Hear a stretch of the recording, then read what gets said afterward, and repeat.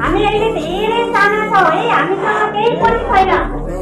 आमालाई दिनको लागि आज ह्याप्पी मदर्स डेमा दिनको लागि हामीसँग त्यस्तो कुनै चिज कुनै वस्तुहरू छन् हामीसँग हामीसँग पैसा पनि छैन हो कि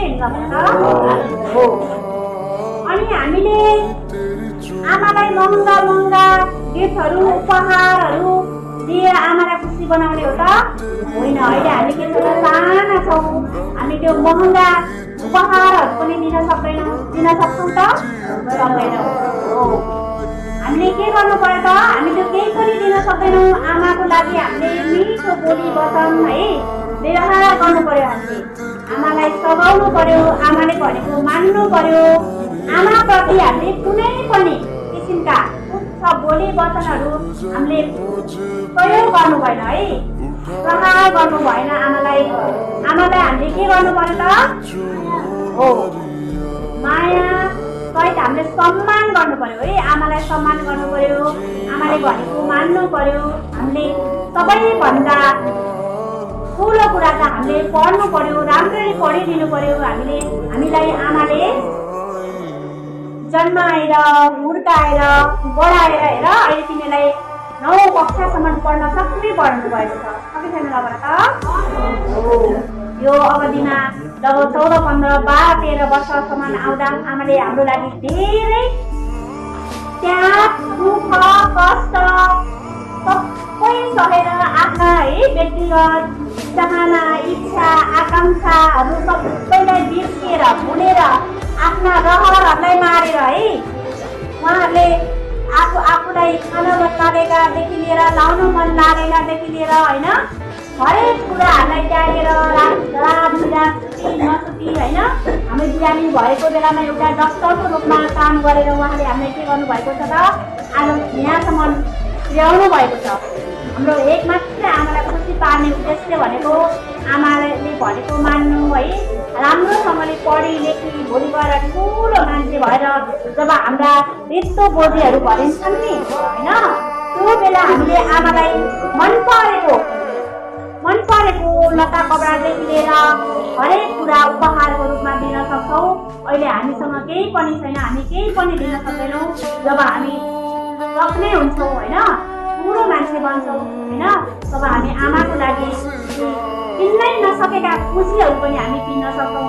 त्यसको लागि हामीले के गर्नु पर्यो त अहिले चाहिँ मिहिनेत गरेर पढ्नु पर्यो है, सही मार्गमा लाग्नु पर्यो, सही साथीहरूको सङ्गत गर्नु पर्यो होइन। जथाभावी अनेक किसिमका साथीहरूको हामीले सङ्गत गर्नु भएन।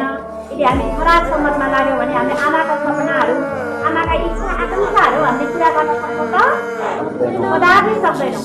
त्यो पुरा गर्नको लागि हामीले के गर्नुपर्छ सही सत्य है बाटो हिँडेर असल बाटो हिँडेर असल साथीहरूको सङ्गत गरेर हामी के गर्नु पर्यो त अगाडि बढ्नु पर्यो। अहिलेको लागि आमाको लागि ठुलो उपहार भनेकै हामी के हो त असल बनेर होइन साँचो सत्य है झुटो कहिले नबोलेर आमालाई सधैँ शिरमा राखेर मनमा राखेर छातीमा राखेर हामीले के गर्नु पर्यो त आमालाई खुसी बनाउने अठोटका साथ हामी अगाडि बढ्नु पर्यो।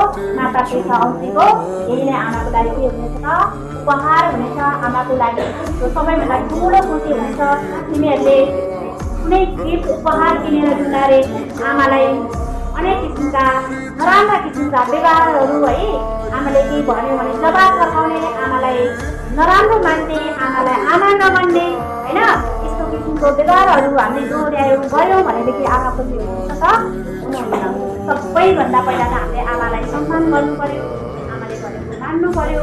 अनि 1 नम्बरमा भनेको हामीले राम्रोसँगले पढिदिनु पर्यो। पढ्यो मात्रै भने पनि आमाले एकदमै धेरै खुसी हुनुहुन्छ। मेरो कति पढेछौ होइन आमाले खायो खाएन, आमालाई सन्चो छ कि बिसन्चो छ, आमालाई कुन किसिमको हामीले सहयोग गर्नुपर्छ त्यति मात्र सोधिदियो भने पनि आमाको लागि लाभ हुनेछ है। आमा अनि आजकल मेरो छोरीले यस्तो भन्यो मलाई यस्तै सोध्यो भनेर आमा त्यसैमा खुसी हुनुहुन्छ। आमालाई खुसी बनाउन लागि हामीले ठुलो काम गर्नुपर्छ त पर्दैन। सानो सानो काममै आमाहरू खुसी हुनुहुन्छ। हामीले आमालाई सधैँ खुसी राख्ने प्रयास गर्नुपर्छ। आज एक दिन मात्र होइन कि वर्षौँ वर्ष 365 दिन नै आमालाई खुसी राख्ने प्रयास गऱ्यौँ भनेदेखि हामीलाई आमाबाट सधैँ आशीर्वाद प्राप्त हुन्छ। भगवान्ले पनि हामीलाई हेरिरहेको हुन्छ, भगवान्ले नै हामीलाई आशीर्वाद दिएको हुन्छ है। आमा नै के हो त संसारको सबैभन्दा ठुलो भगवान नै, भगवान भन्दा पनि हुन्छ, आमा नै भगवान हो है। भगवानले जसरी हामीलाई यस धरतीमा सृष्टि गर्नुभयो सबैतिरबाट है, सबैतिर मान्छे अब यस पृथ्वीमा त लगभग 8 अर्ब भन्दा नि बढी मानिसहरू छन् होइन। ती सबै मानिसहरूलाई भगवानले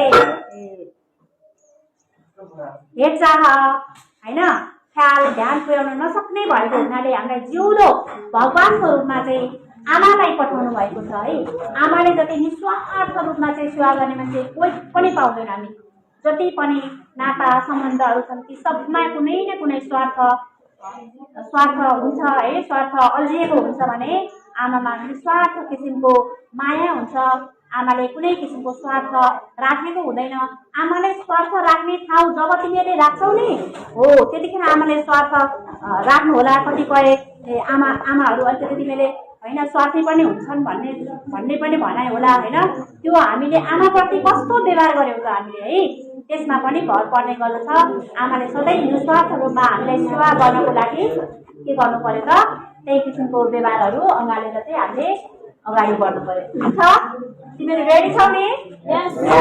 ल आजभन्दा अगाडि तिमीले आमाप्रति जे जस्तो व्यवहार गरेका छौ आजैदेखि, आजै माता तीर्थ औँसीको दिनदेखि नै आमाप्रति सधैँ सम्मान आदर सत्कार गरेर अगाडि बढ्नेछौ भन्ने आशाका साथ तिमीहरू सबैलाई माता तीर्थ औँसीको धेरै धेरै शुभकामना।